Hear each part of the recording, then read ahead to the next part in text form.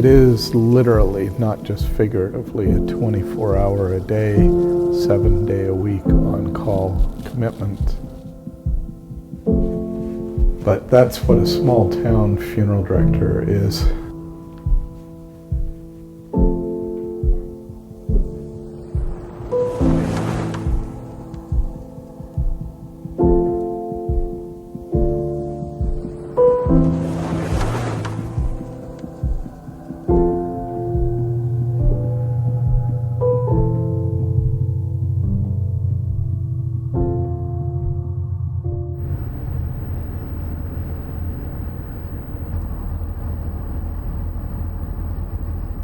There's that Bruce Springsteen song that tells about Bruce riding when he was a little boy with his dad in the car, and his dad picks him up and puts him behind the steering wheel and says, "Son, take a good look around. This is your hometown. This is your hometown. This is your hometown. This is your hometown."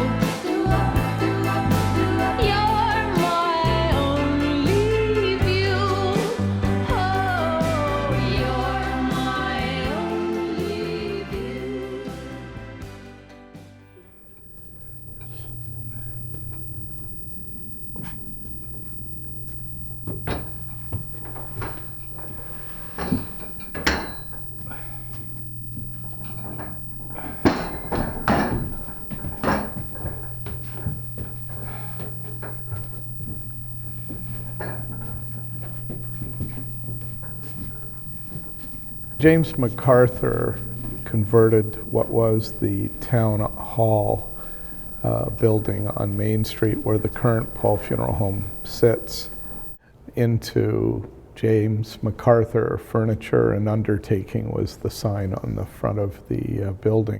1926, my grandfather married a woman who'd been boarding in his farmhouse, school teaching, and I suspect that she said to him, I want you to take over that business. I don't want to be married to a farmer. I'm just suspicious that's how it went. So Herman ran it for 31 years, from 1926 to 1957, when he called my father Max up in Toronto. My grandfather said, "I'm getting tired of burying my friends. Would you consider taking over the funeral home?" So my dad, I think, had been inclined to do that and came up. My father ran it from 1957 through to 1980, when he died May 5th of 1980 at the age of 49. So I was school teaching in 1980 in Ajax. That was my second year of teaching when I found out he was dying. So I resolved to go back to college and become a licensed funeral director. I had said to my dad probably 8 years before that I finally understood the work he was doing, that he was helping people deal with their grief, and that I was prepared to come and work with him when he was ready to retire, to take over. I just wanted to get out of the small town and do something different, so that I hadn't just been in a rut my whole life. And he accepted that. He was happy with that, I think.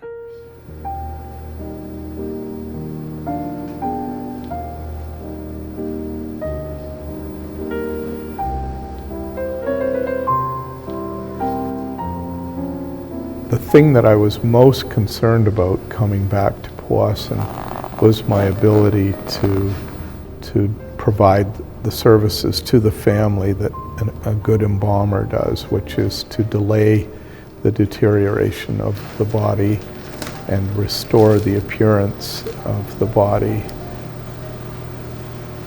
and to make it safe and sanitary to be near the body so that people could use the physical death, the physical dead body, to help them deeply integrate the reality that, in fact, this person had died. They say seeing is believing. We need to use our senses to incorporate into our very being the reality that a death has occurred which has irrevocably canceled our physical orientation to that person that we knew and loved. And I often move on from that to say, yes, we're saying goodbye to the body, but we're not saying goodbye to the person or the relationship.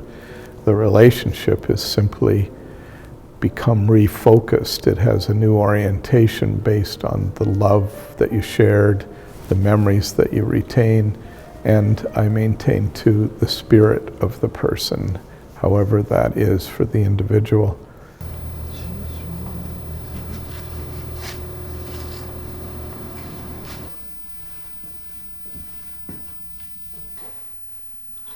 I have to admit I had mixed feelings of pride and annoyance when I was about 12 or 13 and my dad started asking me to help around the funeral home by vacuuming, and then would I do the bathrooms, and each time he'd show me what he wanted. Would I wash the cars, and slowly it was sort of actually I think an unpaid funeral assistant. And my dad would describe himself when he was doing these sort of activities. He'd say, "Yeah, I'm the owner and chief bottle washer."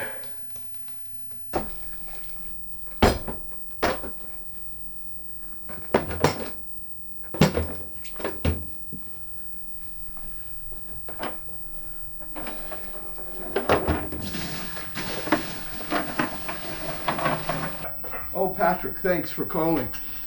Yeah, I still haven't heard anything from McMullen. The idea generally conveyed to students of funeral service when I was being trained was that you're the professional. You can't be emotional. You have to be objective. You have to just be cool, calm, collected, guide the people back to what they have to do. Don't get bogged down with their emotions. Don't get distracted by them. Keep them on track. And I bought into that hook, line, and sinker until at some point in my middle years here, and now it's been 37 years, somewhere in there I just sort of hit a threshold where I was feeling emotion regardless of what had been taught to us. And I started to realize one day when I was standing beside a young couple whose 4-year-old daughter had died, and they just burst into tears because she just looked so beautiful, just lying there like a little blonde-haired, curly-haired angel, all in white, lying there in the casket. And they both just burst into tears, and I'd spent so much effort to try and make the young child look just perfect to them that I immediately just felt emotion just literally flooding from like up my legs, like it was pushed so far down it came up, flooding up through. But before it really hit my face, my head, I turned away and straightened a bouquet of flowers that didn't need straightening. And I know from taking a course called Neuro-Linguistic Programming that activity is called breaking state, that you change your body if you want to change your mind. So I didn't want to experience that emotion, so I turned and broke the state by adjusting the flowers. But later I realized that I just had a ton of bottled up grief. In fact, literally a lifetime, a career of assimilating other people's grief just by, I often say by osmosis, just by being in the room with people who are grieving, that I was taking on grief too, and that it hadn't been given any vent or even recognition. So now I've found that if people are emotional, I just sit quietly and let them be emotional and just ask myself, how am I feeling right now? And if I'm feeling emotional, I don't interrupt it. I don't break the state. I let that emotion rise. And if it brings tears to my eyes, I know that it's healthier for me. But I also am in firm conviction that it's healthier for the family too, to see that someone else is feeling pain with them. And I look at the funeral director's job in no small part as being a companion to the grieving people during their grief journey.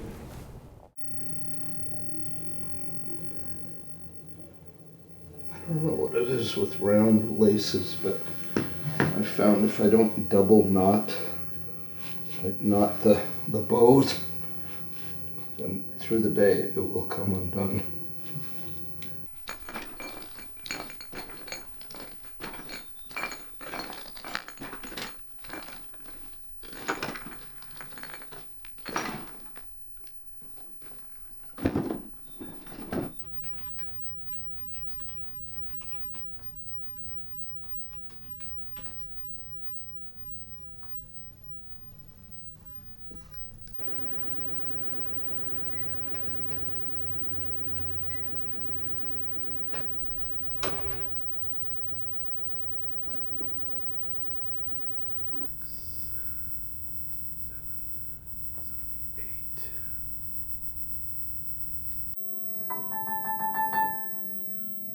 So that's not bad volume.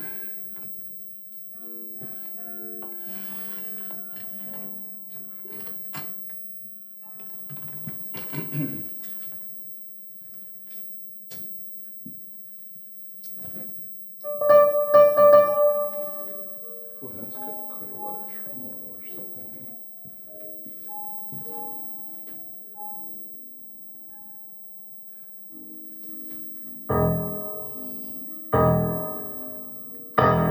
Sounds like Benny and the Jets right there, doesn't it?